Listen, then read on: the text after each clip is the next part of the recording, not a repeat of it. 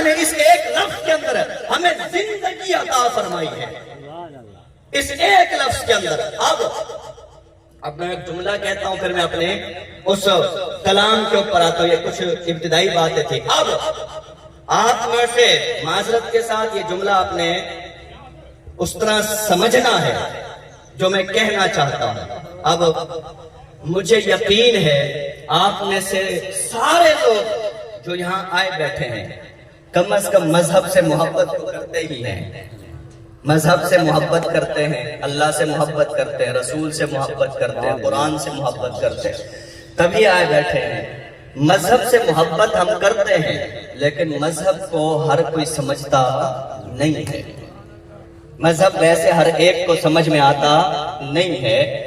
تو جب اس کی سمجھ نہیں تو پھر اس کی ہم چسے بھی نہیں اٹھا پاتے، ویسی وہ لطف بھی نہیں کشید کر پاتے جو اللہ نے اس کی صورت میں ہمیں ایک خزانہ عطا فرمایا ہوا ہے۔ اور اب یہاں پہ ایک اور بات کہنے لگا ہوں، کئی لوگ مجھے پتا ہے، میں ایسے چہروں کو دیکھ رہا ہوں جو صرف اور صرف تقریر سننے آئے بیٹھے ہیں، ان کے لیے لنگر خیرات دوسری چیز ہے، پہلی چیز نہیں ہے۔ پہلی چیز ان کے لیے یہ کلام مجید ہے، یہ گفتگو ہے، یہ تقریر ہے۔ کئی ہو سکتا ہے کہ وہ لنگر خیرات کی نیت کر کے آئے بیٹھے ہوں، کوئی بات نہیں، سن کے پھر بھی تو رب کی بات جائیں گے نا، سن کے پھر بھی تو اللہ کا نام جائیں گے۔ جس ذریعے سے صحیح، جس بہانے سے صحیح وہ اپنے رب کی بات سنے، کوئی لمحہ ہوتا ہے بات دل میں اترتی ہے اور سوچ کا زاویہ بدل جاتا ہے، ایسا ہی ہے نا۔ لیکن اللہ نے کائنات کی جو بنیاد رکھی ہے اس کے اندر اس نے ہمیں کہا نظر کس پہ رکھو۔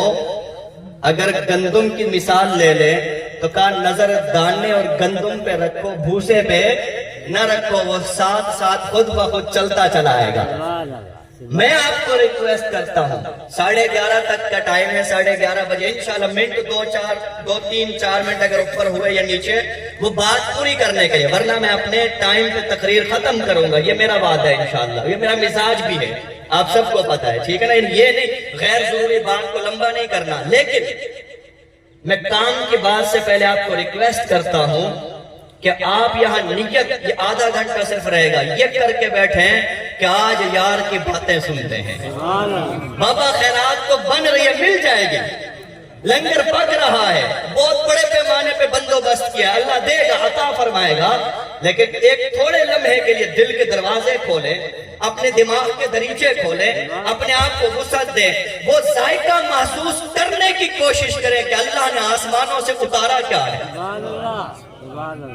اللہ نے اپنے محبوب کے دل پہ وہ کیا خزینہ اتارا کہ اگر ایک مرتبہ وہ اتر گیا، 6 مہینے اگر وہی نہیں آئی تو محبوب تڑپتے رہے کہ پھر کب دوبارہ جبرائیل آئیں گے، کب رب کی باتیں سنائیں گے، کب رب کا کلام سننے کو ملے گا۔ بابا ہم اس کے بندے ہیں، کوئی کسی لمحے پہ اس کو محسوس تو کرو، اس کی نیت تو کرو، اس کلام کو کھولو، اٹھاؤ، اس کے اندر غوطہ زن ہو، اور پھر زندگی کے تم زاویہ بدل کے رکھ دو۔ رب قرآن میں فرماتا ہے ایاکا، میرے ساتھ بولیے گا مل کے، رب قرآن میں فرماتا ہے ایاکا نعبدو، کہ ہم تیری ہی عبادت کرتے ہیں۔ تو بابا قرآن کی پہلی سورت کے اندر رب ہمیں بار بار ہمارے منہ سے یہ کہلواتے کہ بندے تو یوں کہہ کہ ہم تیری عبادت کر رہے ہیں۔ بابا عبادت ہے کیا؟ بندگی ہے کیا؟ اللہ نے اس ایک لفظ کے اندر ہمیں کہا کیا ہے، بتایا کیا ہے، سمجھایا کیا ہے۔ آج اس ایک لفظ میں میں آپ کے سامنے وہ پردے اٹھانے کی کوشش کروں گا، براز سمجھانے کی کوشش کروں گا، شاید کسی دل میں اترے، اسی کی زندگی سنور کے رہ جائے۔ ایاکا نعبدو میں معمولی بات نہیں کہی گئی، جو بار بار یہ فرماتا ہے کہ ہم تیری عبادت کے لیے آئے بیٹھے ہیں اس دنیا کے اندر۔ تو میں اس طرف جانا چاہتا ہوں کہ اللہ تعالیٰ نے کہا کیا ہے اس کے اندر۔ اب میں آپ کی طرف آتا ہوں اس بات کی طرف کہ اللہ نے جو یہ کہا نا عبادت، بندگی، اس سورہ فاتحہ کے اندر جو یہ لفظ استعمال فرمایا، کیا ہے یہ عبادت؟ اب آپ تھوڑا میرے ساتھ چلیے گا، تھوڑا سا ذہنی طور پہ۔ یہ عبادت ہے کیا، یہ بندگی ہے کیا؟ ایک جملہ اور کہہ رہا ہوں کام کی بات پہ آنے سے پہلے. یہ عبادت قرآن جو اللہ نے اتارا ہے نا، یہ اتنا بڑا گہرا سمندر ہے. چونکہ میں اس جملے پہ آؤں گا نا پھر آپ کو پتا چلے گا صحیح نا کہ میں اتنی تمہید کیوں باندھ رہا تھا. قرآن سمندر ہے اور یہ اتنا گہرا سمندر ہے کہ اللہ نے اس کے ایک ایک لفظ کے اندر، اس کے ایک ایک لفظ کے اندر پورے سمندر بند کیے ہیں. یہ قرآن کا کمال ہے چونکہ یہ اس بادشاہ کا کلام ہے. اس کے اندر اتنے گہرے اسرار و رموز ہیں. اس کے ایک ایک لفظ میں اللہ نے کیا کیا، موتیوں کے پورے خزانے بھر کے رکھے ہیں. اب میں بتانے لگا ہوں کہ جو اس نے ایک لفظ ہمیں خالی دیا، ہمارے لیے جو لفظ ہے نا، سورہ فاتحہ پڑھی اور اس کے بعد تلاوت کی اور ہم کہہ کہ یہ گزر گئے، ایاک نعبد، باری تعالیٰ ہم تیری عبادت کرتے ہیں. کبھی غور بھی کیا کہ نعبدو میں ہم اللہ کو کہہ کیا رہے ہیں، ہم اللہ سے باتیں کیا کر رہے ہیں؟ نعبدو میں اس نے ہمیں سمجھایا کیا، اس نے ہمیں بتایا کیا ہے؟ اگر سمجھ میں آ جائے حضرت انسان تو کچھ بھی نہ بچے باقی. اس ایک لفظ میں اللہ نے ہمیں وہ پیغام عطا فرمایا. اب میں اس پیغام کی طرف چلتا ہوں کہ یہ نعبدو ہے کیا، اور پھر جو عبادت کا ہمیں کہا، عبادت ہے کیا، عبادت بنتی کیسے ہے، عبادت وجود میں کیسے آتی ہے، عبادت کہتے کیسے ہیں. آئے میرے ساتھ چلے. اللہ نے جو لفظ استعمال فرمایا ہے نا سورہ فاتحہ کے اندر کہ یوں کہو باری تعالیٰ ہم تیری عبادت کرتے ہیں. نعبدو کا لفظ عبد یعبد عین بادات عبد سے بنا. اس کا مطلب کیا ہے، اس کا ترجمہ کیا ہے، اس کی حقیقت کیا ہے؟ اب میں اس کی طرف آپ کو لے کے جاتا ہوں. علماء کرام یہ فرماتے ہیں، مفسرین کرام، کہ عبادت عبد صحیح ہے، یہ جو عین بادال سے یہ لفظ بنا ہے ایک عبادت کا لفظ، عبادت کا جو مفہوم ہے، ترجمہ لغوی معنی عبادت کا وہ کیا ہے؟ فرمایا اقصى غایت الخضوع والتذلل. اب میں اپنے کام کی بات پہ جا رہا ہوں، یہاں تھوڑا سا توجہ کیجئے گا اور بات سمجھیے گا. میں کہہ رہا ہوں نا کہ ٹائم ایسے گزر جائے گا آپ کو پتہ بھی نہیں چلے گا، لیکن میں آپ کو خدا کے لیے بات کر رہا ہوں. جب میں اس کا نتیجہ نکالوں گا نا، کئی لوگ ایسے دماغ پہ ہاتھ رکھ کے بیٹھے ہوں گے کہ ہم نے زندگی کیسے گزاری ہے اور اللہ نے ہمیں کہا کیا ہے. میں اس پوائنٹ پہ پہنچا رہا ہوں آپ کو کہ عبادت علماء فرماتے ہیں وہ ایک لفظ جو اللہ نے ہمیں دیا اس کی گہرائی میں اتریے، اس کی حقیقت کو سمجھیں، پھر رب کے پیغام کو سمجھیں، جڑے اس کے ساتھ، اور پھر زندگی بابا ویسے گزارو جیسا اس نے کہا، اور زندگی کے مزے لو، زندگی کی کیسے اٹھاؤ. وہ جو کہتا ہے نعبد و عبادت، تو عبادت کا کیا مفہوم ہے؟ وہ فرماتا ہے، علماء کرام فرماتے ہیں کہ نعبد و عبادت سے نکلا عبادت کا مطلب ہوتا ہے اقصى غایت الخضوع والتذلل. عبادت نام ہے اس چیز کا کہ جب آپ عاجزی، غور فرمائیے گا ایک ایک لفظ پہ یہاں غور کیجئے گا. عبادت کس چیز کا نام ہے؟ عبادت بنتی کس کب ہے؟ اس کا کیا ترجمہ جو اس نے ہمیں نعبدو کہا ہے کیا ترجمہ بنتا ہے؟ فرمایا کہ عبادت نام ہے غایت الخضوع والتذلل. عبادت نام ہے عاجزی.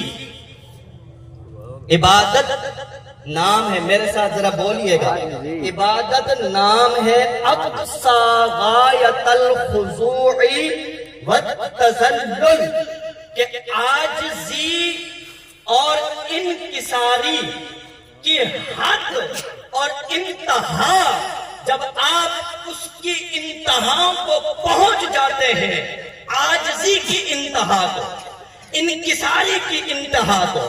اور عاجزی کا مطلب ہے کیا؟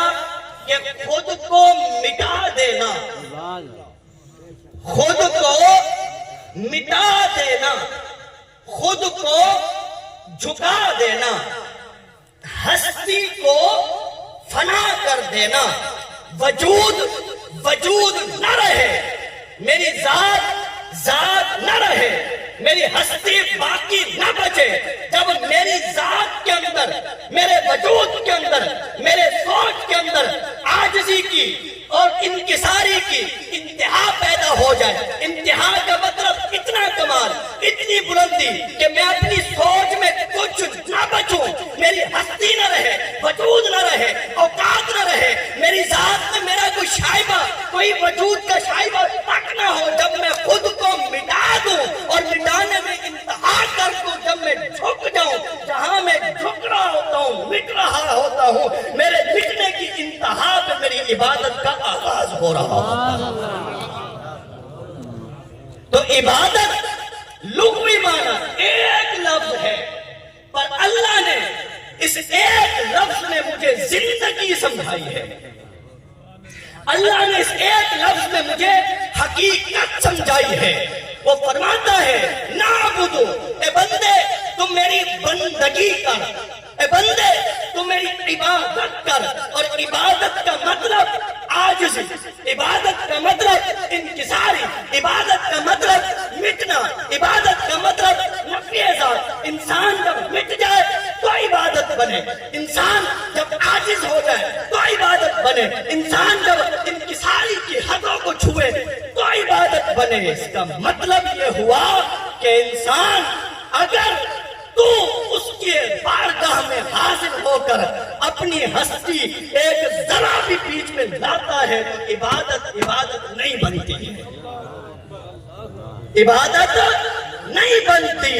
تو عبادت تو نام ہے رب کی طرف سے بندے کو اس پیغام کا کہ اے انسان، تیری ہستی تیری نظروں میں کچھ بھی نہیں ہے، تیری ذات اپنی اوقات میں کچھ بھی نہیں ہے، تیری حقیقت خود کو مٹا دینے کا نام ہے۔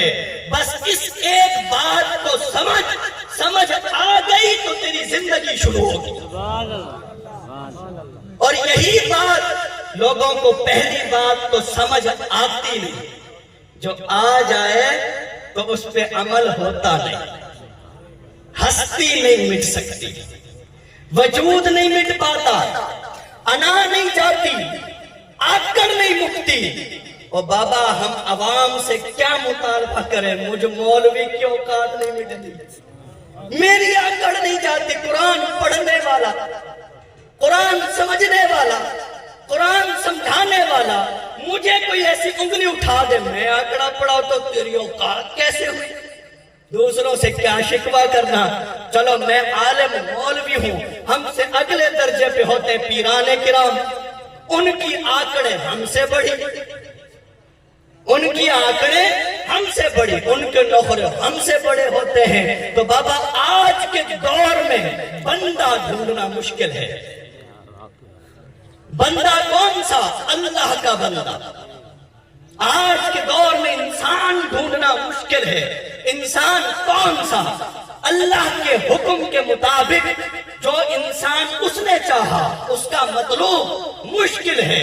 اس نے تو مجھے یہ فرمایا اقصا غایت الخضوع والتذلل، بندے عبادت کر، بندگی کر۔ عبادت کا مطلب کہ اپنے ذہن سے اپنی حقیقت کو مٹا دے، اپنی ذات کو مٹا دے، اپنے آپ کو نفی کر دے، اپنے آپ کو ختم کر دے۔ جب تم مٹ جائے تو میرا بندہ بنتا ہے۔ ہم میں سے کتنے ہیں جو مٹے ہوئے ہیں؟ کتنے ہیں کہ جو اپنی ذات میں خود کو کچھ نہ سمجھیں، دوسروں کو سب کچھ سمجھیں، اوروں کو سمجھیں، اوروں کو عزت دیں، اوروں کو احترام دیں، اگر کوئی تکلیف دے بھی جائے اس کے نام پہ معاف کر دیں۔ کتنے ہیں؟ ہم تو گھروں میں ماں باپ کو نہیں معاف کرتے، بہن بھائیوں کو نہیں معاف کرتے، رشتہ داروں کو نہیں معاف کرتے، آکڑیں اتنی بڑی، پھر رب سے رحمت کی امید، پھر رب سے رحمت کا مطالبہ، سوال ہی پیدا نہیں ہوتا۔ اب میں بات کو اگلے فیز میں داخل کرتا ہوں کہ اللہ نے فرمایا تیری حقیقت بس اتنی ہے، غور کیجئے گا، تیری حقیقت بس اتنی ہے کہ تو کچھ بھی نہیں ہے۔ میرے ساتھ بولے، ہم میں سے جتنے بیٹھے ہیں، کوئی چودھری، کوئی ملک، کوئی وڈیرا، کوئی خان، اس کی اوقات کیا ہے؟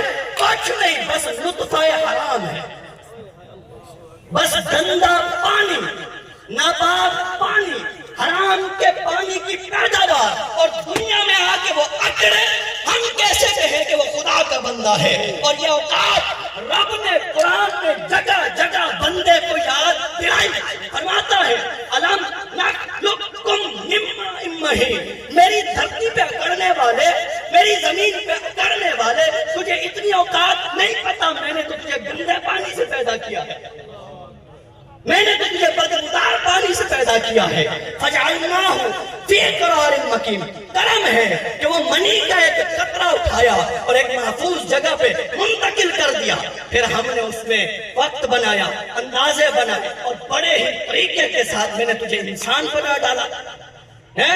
اور پھر فرماتا ہے قرآن کے اندر کہ اَيَحْسَبُ الْإِنسَانُ أَن يُتْرَكَ سُدًى أَلَمْ يَكُن نُطْفَةً مِّن مَّنِيٍّ يُمْنَىٰ، تو کیا سمجھتا ہے کہ یہاں تو چھوٹا جانور ہے دھرتی کے اوپر، تجھے کوئی پوچھنے والا نہیں، کوئی تجھے جو ہے وہ دیکھنے والا نہیں، اور بابا تو منی کے ایک نطفے سے پیدا کیا گیا تھا، اور پھر اس کے بعد ہم نے پورا ایک پروسیس چلایا، کیا بیکار میں بلا وجہ تو بے لگام نہیں، کوئی تجھے دیکھ رہا ہے، کسی کی تو نگرانی میں ہے۔ پھر وہ کہتا ہے مجھے میری اوقات دکھاتے ہوئے، یاد کراتے ہوئے کہتا ہے حل عطا علی الانسان، پانی دیجئے گا، حل عطا علی الانسان حین من الدہر لم یکن شیئا مذکورا، آج میرا یہ جملہ بھی غور کیجئے گا، آج درود پاک پڑھیں،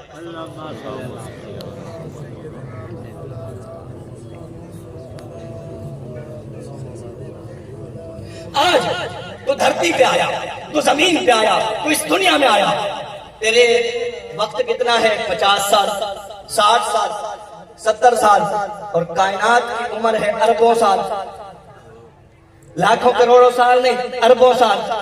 اس اربوں سالوں میں صرف 50 سالوں کے لیے تو زمین پہ آتا ہے، اور تو وہ آنکڑے دکھاتا ہے جیسا کہ زمین کا مالک تو ہو، تو یہاں پہ آ کے وہ نخرے دکھاتا ہے، وہ کرتوت دکھاتا ہے جیسا کہ تم نے رہنا تھا اربوں سال یہاں پہ، وہ بابا ایک مخصوص محدود بہت کم وقت کے لیے آیا، تماشے کرتا ہے۔ رب کہتا ہے قرآن میں لا تفسدوا فی الارض بعد اصلاحها وادعوه خوفا وطمعا، میں نے زمین کو جنت بنایا، میری جنت کو جہنم مت بناؤ، اس دھرتی کو خراب مت کرو، یہاں فساد مت پھیلاؤ، ورنہ تمہاری اگلی زندگی خراب کر دوں گا، تمہیں آگے جہنم میں پہنچا دوں گا۔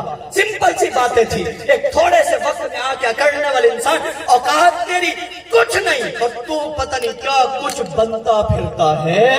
اس کچھ نہ ہونے سے ہونے کے درمیان کا جو عمل ہے اسے کیا کہتے ہیں؟ اسے کیا کہتے ہیں؟ قرآن کیا سمجھاتا ہے؟ کہا گیا اس کو غرور کہتے ہیں۔ اسے کیا کہتے ہیں؟ غرور، اسے کہتے ہیں دھوکہ۔ غرور کا مطلب ہوتا ہے دھوکہ، غرور کا مطلب ہوتا ہے فاسد خیال، غرور کا مطلب ہوتا ہے غلط سوچ۔ تو اللہ فرما رہا ہے قرآن میں مل حیات الدنیا الا متاع الغرور، مل حیات الدنیا، انسان جو تم دنیا کی زندگی گزار رہے ہو، یہ 50 سال 60 سال، اگر تم قرآن اور رحمان کی حقیقت کو سمجھے بغیر اپنی سوچوں پہ چل رہے ہو، تم دھوکے میں ہو، تم غلط خیال میں ہو، تم فاسد خیالات کے اندر تم زندگی برباد کر رہے ہو۔ زندگی وہ جیتا ہے جو دنیا میں مٹ جاتا ہے، خود کو مٹا دیتا ہے، دوسروں کو جلا دیتا ہے، اپنی اوقات ختم کر کے دوسروں کے لیے وقف ہو جانا، یہ انسانیت، یہ خدمت ہے، اور یہی ولایت ہوتی ہے، یہی ولایت ہوتی ہے۔ جن کو سمجھ آ جاتی ہے وہ کچھ بھی نہیں بچتے ہیں، اپنی ذات میں مٹ جاتے ہیں، دوسروں کو اٹھا دیتے ہیں، اور جب وہ مٹتے ہیں پھر رب ان کو اٹھاتا ہے، پھر رب ان کو اٹھاتا ہے۔ تو فرمایا کہ اگر تم، اب یہ جملہ پھر ایک قابل غور ہے، اگر تم یہ دنیا میں رہتے ہوئے اپنے آپ کو کچھ سمجھتے ہو، اچھا مزے کی بات ہے، ہوتا عذاب ہے، ادھر ذرا غور کیجئے گا میری طرف، ہوتا عذاب ہے، نرا عذاب۔ اگر میں جناب آکڑ پھوں اور اس کے اندر میں سوچ میں رکھ کے میں یہ محفل سجی بیٹھی ہے، میں آتا ہوں، میں سمجھتا ہوں یار میری جو ہے نا وہ ویلیو ہونی چاہیے، مجھے کوئی پوچھے، میری تو اوقات ہے، میری واہ واہ ہو. اور مزے کی بات یہ اوقات ہے کچھ بھی نہیں. اللہ کہہ رہا ہے تم مجلس میں آئے، تمہیں پوچھا کسی نے بھی نہیں ہے تو تم وہاں پہ جلو، تم کڑھو، تم اپنے آپ کو اذیت دو، تکلیف دو. کیا ہے یہ سب؟ اپنے آپ کو عذاب ہی دینا ہے، اپنے آپ کو پریشان کرنا ہے. ایک ہے کہ میں اپنے آپ کو کچھ نہ سمجھوں اور لوگ محبت کرتے پھرے، لوگ عزت دیتے پھرے. وہ عزت کون دلواتا ہے؟ رب دلواتا ہے. وہ محبت کون کرواتا ہے؟ اللہ کرواتا ہے. بابا اپنی ہستی اور سوچوں میں اپنے آپ کو مٹا دو. اگر تم مٹ گئے اور تمہیں کوئی تکلیف دے بھی گیا، تمہیں کوئی اذیت دے بھی گیا، رشتہ داروں میں کوئی تمہیں اگر کوئی بات کر گیا، تم نے خدا کی خاطر نظر انداز کر دیا، میرا رب کہتا ہے تم بھول جاؤ گے، میں نہیں بھولوں گا، میں نہیں بھولوں گا، میں تمہیں پیچھے نہیں رہنے دوں گا، وہ عزتیں میں تمہیں لوٹاؤں گا. تو بابا دنیا کی زندگی گزارنا ایک اور حقیقت کے ساتھ اور ہے، لیکن قرآن سے سمجھ کے زندگی کا لطف اٹھانا وہ اور ہوتا ہے. تو اللہ نے فرمایا کہ من حیات الدنیا الا متاع الغرور. لوگوں دھوکے میں زندگی مت گزارو، غرور کے اندر زندگی مت گزارو، غلط خیالوں میں زندگی مت گزارو اور زندگی کا چین و سکون برباد مت کرو. میرا قرآن سمجھو، اس پہ عمل کرو، تم کچھ نہ ہو کر بھی بہت کچھ ہو جاؤ گے. اور یہاں سے اب آگے اللہ قرآن میں اگلی بات کیا فرما رہا ہے؟ وہ فرماتا ہے جن کو میں یہاں سے اب نتیجے کی بات کر رہا ہوں. اللہ قرآن میں یہ بھی بتاتا ہے کہ جن کو میرا قرآن سمجھ میں آ جاتا ہے، جن کو میری بات سمجھ میں آتی ہے، جن کو میرا پیغام سمجھ میں آتا ہے، تو ان کا زندگی کا اٹھنا بیٹھنا بھی بدل جاتا ہے، ان کا زندگی کے اندر سوچنے کا انداز بھی بدل جاتا ہے. بابا ان کا رویہ بدل جاتا ہے، ان کا طرز عمل بدل جاتا ہے. کیوں بدلتا ہے؟ قرآن سے پوچھتے ہیں. اللہ نے قرآن میں فرمایا کہ عباد الرحمن، عباد الرحمن الذین یمشون علی الارض ہونا. اللہ اکبر. قرآن فرما رہا ہے. اب یہاں دیکھیں، میں نے جو پہلی آیت پڑھی ایاک نعبد، ایاک نعبد، کہ ہم تیری ہی عبادت کرتے ہیں، ہم تیری ہی. میں چونکہ اہم بات کرنے لگا ہوں، بات کو پھر ریپیٹ کروں گا. درود پاک پڑھیں. اللہم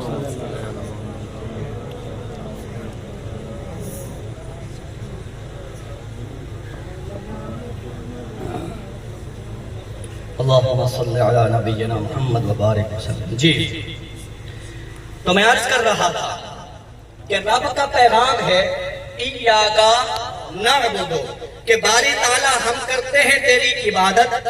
اور عبادت کا مطلب ہے انتہا کی عاجزی، انتہا کی انکساری، اتنی عاجزی، اتنی انکساری کہ ہستی بھی نہ بچے، ذات بھی نہ بچے، اپنے دل و دماغ میں کوئی اپنا وجود بھی نہ بچے. جب تم خود کو اتنا مٹاؤ پھر میرے در پہ آؤ، پھر جھکو، تو وہ عبادت بنے گی اور پھر وہ قبول بھی ہوگی. اگر تو تم یہاں ذہن میں کوئی ہستی، کوئی وجود، کوئی اوقات رکھ کے میرے بارگاہ میں آؤ یا میری دھرتی پہ چلو تو تم دنیا کے بندے تو کہلاؤ گے، میرے بندے نہیں بن سکتے. تو جو اس کے بندے بنتے ہیں، جو اس کے عبد بنتے ہیں، ان کا طرز عمل کیا ہے؟ اللہ نے قرآن میں ان کا طرز عمل بتایا کہ عباد الرحمن الذین یمشون علی الارض ہونا.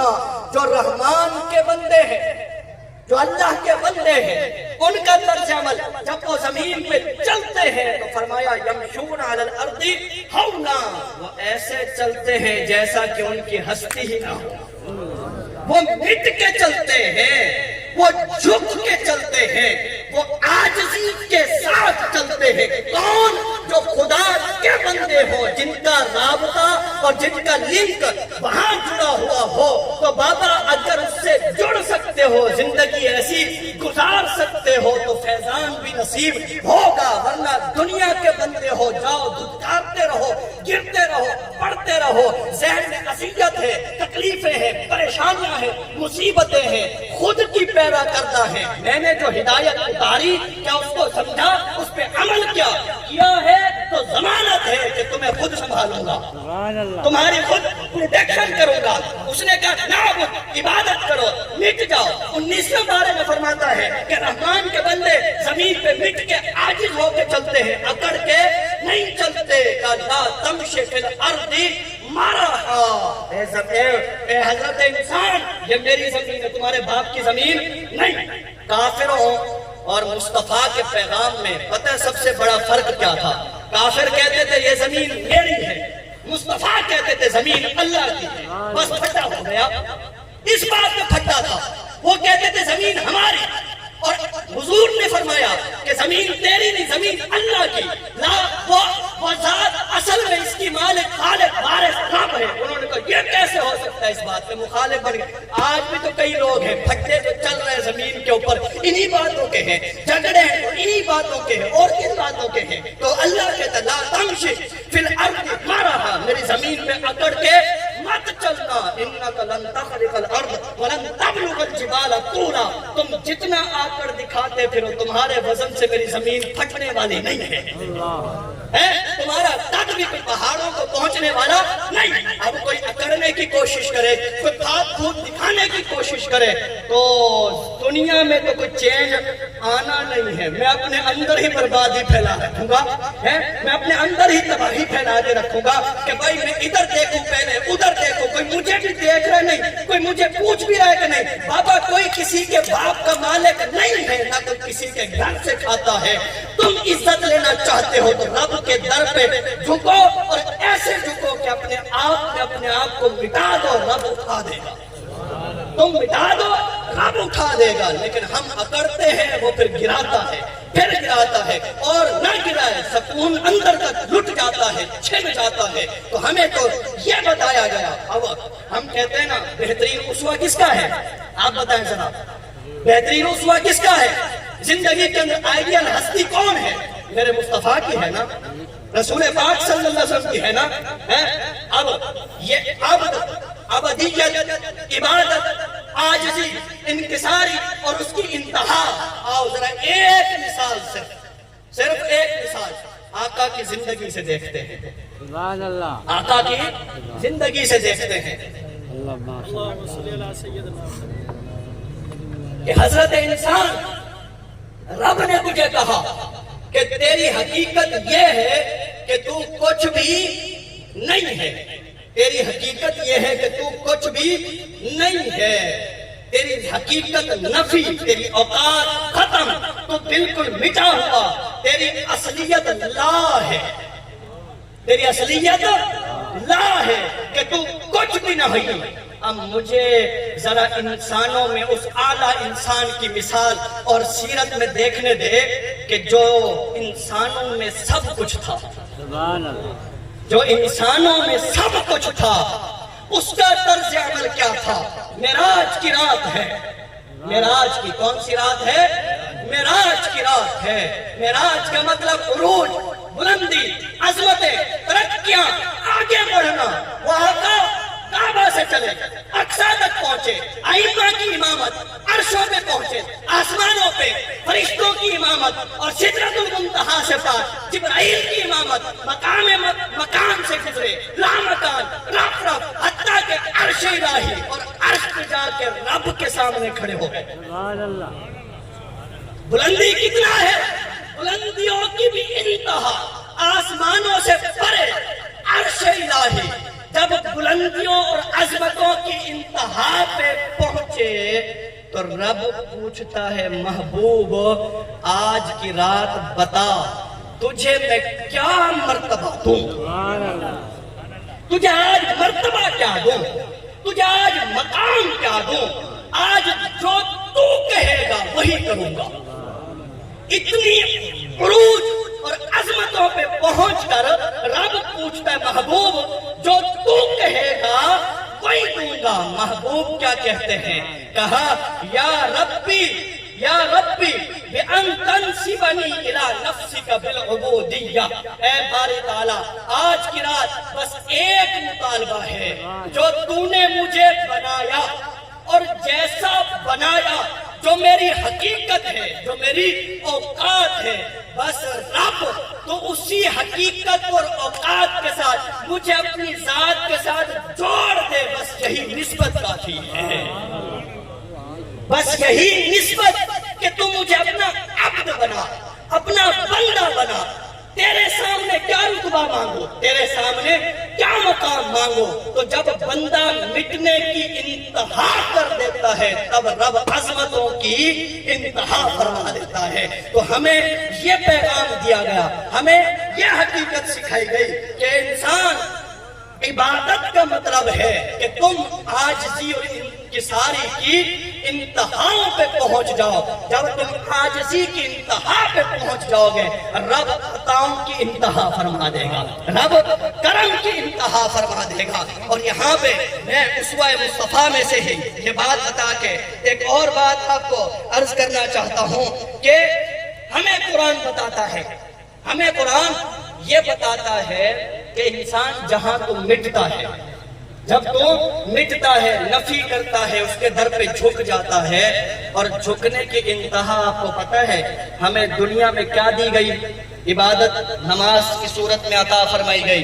انسان جب عظمت خدا جانتا ہے کہ سب کچھ تو ہے وہ، میں ہوں کچھ بھی نہیں، تو پھر جب اس کے در پہ حاضر ہوتا ہے سب سے پہلے وہ ہاتھ کھڑے کر دیتا ہے، کیا کہتا ہے؟ اللہ اکبر۔ یہ ذرا فلسفہ سمجھیے گا، اللہ اکبر، کہ اے باری تعالیٰ میں تو بالکل نفی، میں بالکل ختم، میرا کوئی وجود نہیں، سب کچھ تو ہی تو ہے، اس لیے اکبر، بڑا بھی تو ہے، میں کچھ نہیں، میرے ہاتھ کھڑے ہیں، میرے ہاتھ کھڑے ہیں۔ ہاتھ کھڑے کیے، ہاتھ باندھے، قیام کیا۔ انسان کی حقیقت قیام تک بھی پوری نہیں ہوئی۔ اس نے کیا کیا؟ رکوع کے اندر گیا اور جھک گیا، آدھا جھک گیا، کہا باری تعالیٰ تیرے سامنے کھڑے ہونے کی میری جرات نہیں، کہا رکوع کے اندر میں جھک رہا ہوں، آدھا جھک کے، کہا سبحان ربی العظیم، میرا رب عظمتوں والا۔ رکوع کرتے کرتے پھر ضمیر کی آواز اٹھتی ہے کہ حضرت انسان ابھی بھی تو اپنی ہستی کو آدھا کھڑے کیے ہوئے، تیری تو ہستی اتنی بھی نہیں۔ وہ پھر اٹھتا ہے اور اٹھ کے پھر جا کے جب سجدے میں گر پڑتا ہے، اس وقت انسان کی ہستی کی مٹنے کی انتہا ہوتی ہے۔ جب بندہ سجدے میں گر کے مٹنے کی انتہا کرتا ہے، وہیں سے اس کے اٹھنے کی ابتدا ہوتی ہے۔ عرفاء یہ فرماتے ہیں کہ انسان سب سے زیادہ قریب اپنے رب کے ساتھ حالت سجدہ میں ہوتا ہے۔ اس لیے بلا تشبیہ و بلا مثال اس وقت جب انسان اپنا سر زمین پہ رکھ رہا ہوتا ہے تو گویا حالت یہ ہوتی ہے جیسے بادشاہ اسٹیج پہ جلوہ فرما، قدم جو اس کے ہوتے زمین پر، تو اللہ کو ہر جسم و جسمانیت سے پاک صرف سمجھانے کے لیے کہہ رہا ہو کہ گویا انسان کا سر زمین پر